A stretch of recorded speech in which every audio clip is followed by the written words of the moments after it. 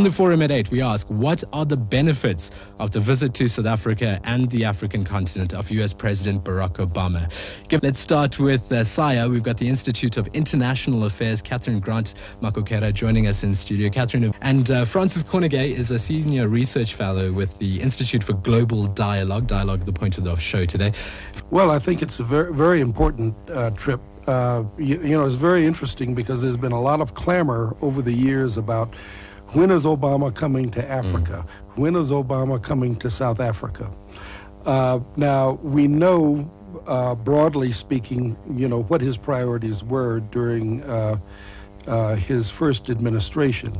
Now he's coming, and it's an indication that there is more of a shift of attention going on now, where Africa has become much more important as a focus in the second administration. So this is an important trip.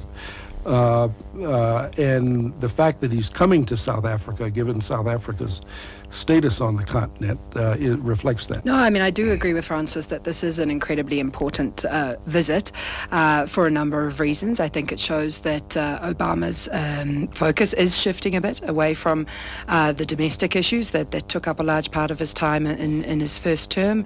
And also, of course, he had to contend with the implications of the global economic crisis and recession during that time as well, which was a major distraction. So I think it's very positive that we do have the world's number one economy starting to put a bit more emphasis on its relationships with Africa. The reality is that the man is very busy. He doesn't have an awful lot of time.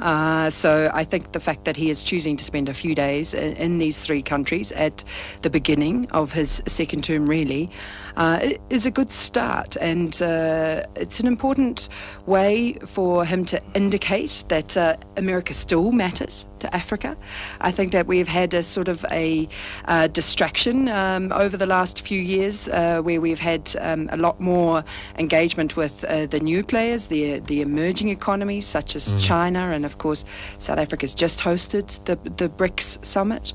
So it's America reinserting itself, if you like, back into the debate in an active way, which I think is positive. Well, first of all, I'd like to just piggyback on what Reverend Kelly has said, because I agree with him when it comes around to the Binational Commission. What is actually more important than that is the fact that, like the other emerging powers, BRICS countries, there is a strategic and economic partnership between the U.S.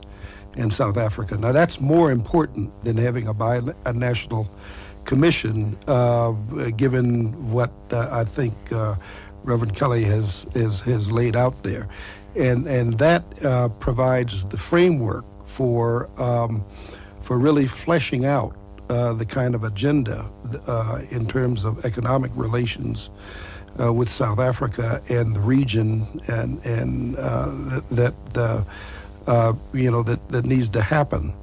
So and the other thing too is that you cannot. I think that people have to back up a bit. You're not going to solve Africa's problems in one day in one visit. President Obama does not go into any other country and just spend days and days and weeks. These are if you look at his visits, this is no different from other important visits that he's made. So he's coming here to in a sense, to get things started or restarted. And then what we have to do is to look at the follow-up. Now, obviously, within the constraints of such an engagement, policy is important because you cannot have action without policy. What I would like to see is some kind of a framework of relationships that are set up between the U.S. and South Africa and the AU. I think that a sort of a triangular relationship in terms of looking at major strategic peace and security issues as well as issues of economic integration. One important issue is AGOA. the African Growth and Opportunity Act. Now, beyond the extension, and that's where we're focused now, is on extending AGOA and South Africa being in AGOA. But that's going to have to factor in now the U.S.-EU trade talks.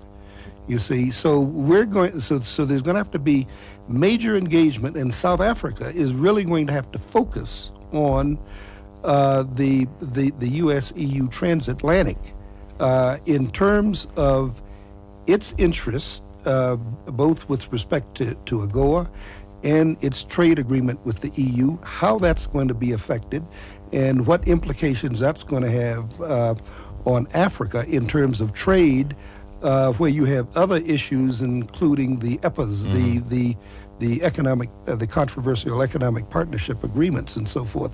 So there should be time on this visit to begin focusing on those issues which dovetail into the issues that Reverend Kelly, I think, is so cogently brought up in terms of really refocusing on investment.